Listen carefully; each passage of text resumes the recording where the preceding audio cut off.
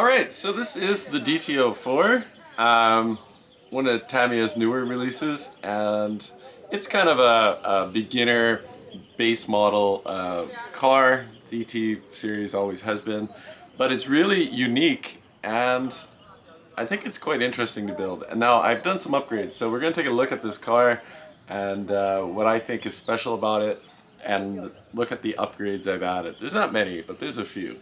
And then, of course, we'll take it outside and hopefully not bash it too much. No, wait, that's not what I do. We'll take it outside and we'll bash it and hopefully it doesn't break.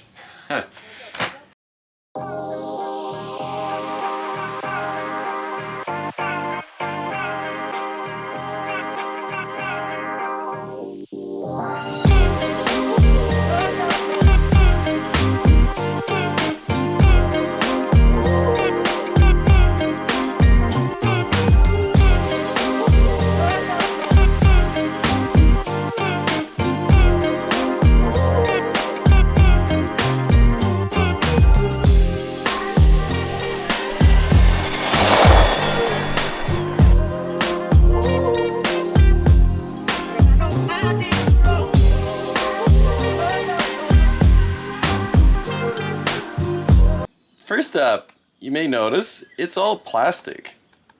And this is actually a positive part. I've never seen an RC car where the body was modular piece of plastic. It's not like the old hard bodies with the brittle hard shells that'll break. It's actually multiple pieces. So this body is actually made up of, there's two pieces here on the front, and there's 4 on each side and 2 on the back. So there are like 8 sections to this, and it's all screwed together.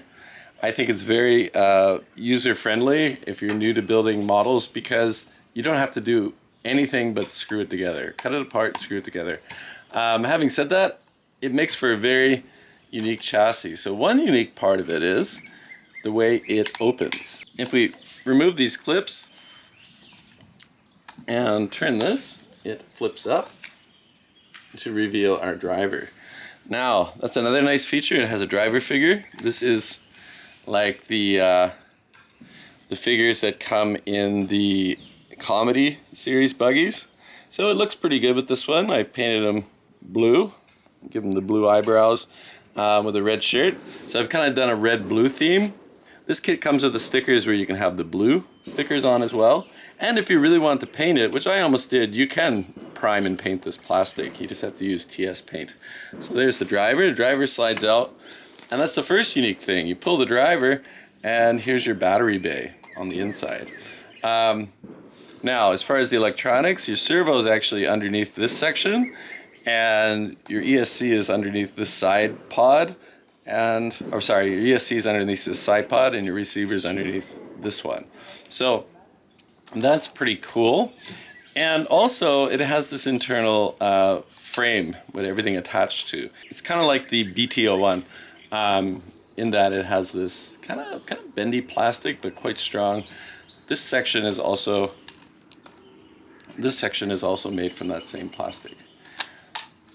So that's how that works. Now, as far as the car goes, it is 2-wheel drive, and as far as upgrades go on my build, I didn't bother upgrading the steering system. I usually do on a Tamiya because they're kind of, I don't know if that can show up on camera, they're always there's a little bit of play in the plastic ones. I have built the short wheelbase. So these are 2 wheelbases you can build with this, a short and a long. I built the short because it allowed me to use the solid upper A-arms, and the long wheelbase doesn't. You have to attach with a link, a ball link, which is good. A lot of higher end cars do that, but this is actually going to be more stable and stiff with the top plastic piece, be a little bit tougher. So the shock towers are plastic. Everything is plastic. We take a look at the chassis underneath. Nice chassis. There's space here for a switch, which I didn't put the switch there, but nice plastic. I think it's generally a very nice little car. So as far as upgrades, I put ball bearings in, of course.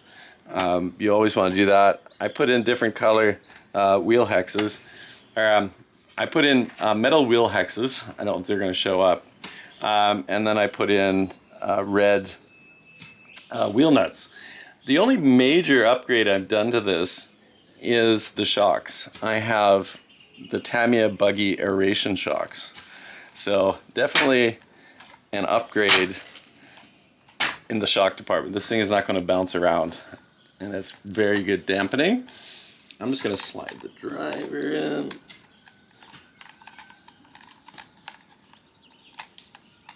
There's our driver. Now the other upgrade I've done is I've changed the motor. So here it's hard to see, but I have a BZ Super Stock motor.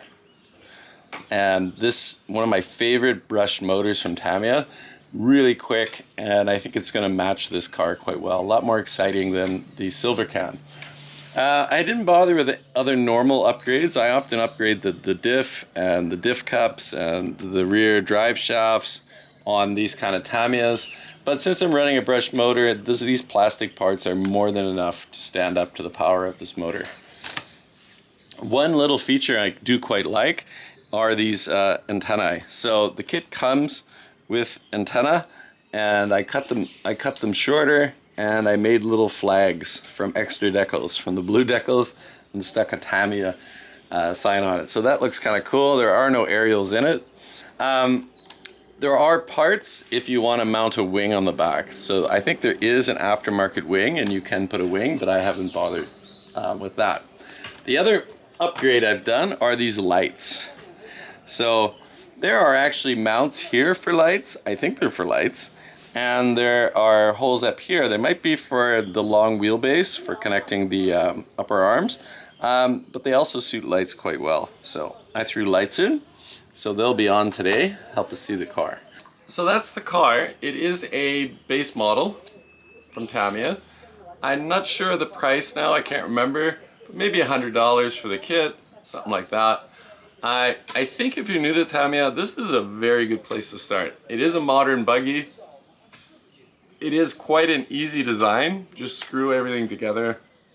And some people don't like these screws, but I actually find they stand up pretty well. So I know why Tamiya uses screws. They actually stand up pretty well. Just make sure you have the Japanese screwdrivers, because they're not Phillips. They're Japanese industrial standard. I do wish the motor had a bit more cooling capability. It's all encased in plastic, so on hot days that could overheat, especially if you're running a modified motor like I am. Fortunately today is not too hot. But all in all, I'm pretty excited. Probably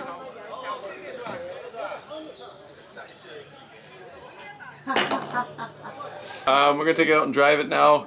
I expect it to work pretty good. We have some nice areas around. We have some dirt, we have some pavement, some hills. So we'll take it a bunch of different locations and we'll see how this runs. For the ESC, we're using a Hobby Wing, I think 1080. And for the servo, I actually have a Tamiya servo. So it's the first time I bought a Tamiya servo. I forget the number on it. We'll see how that works out as well. All right, let's go out there.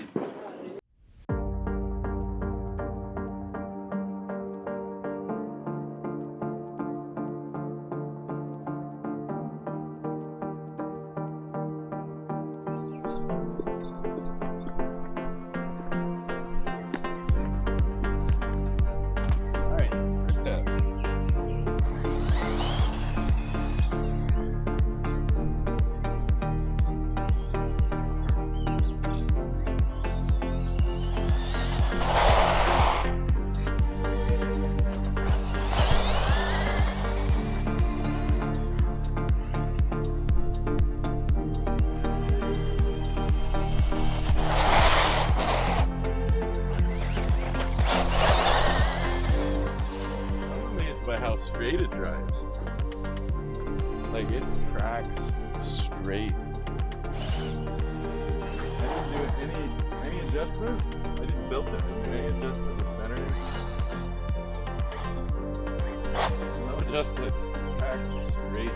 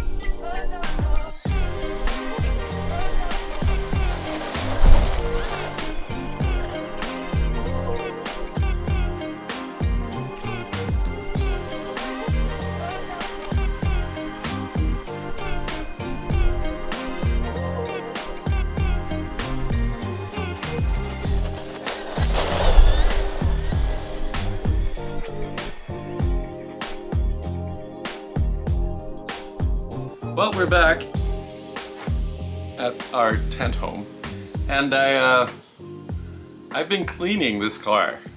It's obviously a lot cleaner than the last time you saw it, and I realized that's probably my only negative on this car is cleaning it. There's so many pieces, there's so many things screwed together, there's so many different little angles and little gaps and little places, sand and dirt. So if you get this thing out in like clay mud, still water's running out of the tires.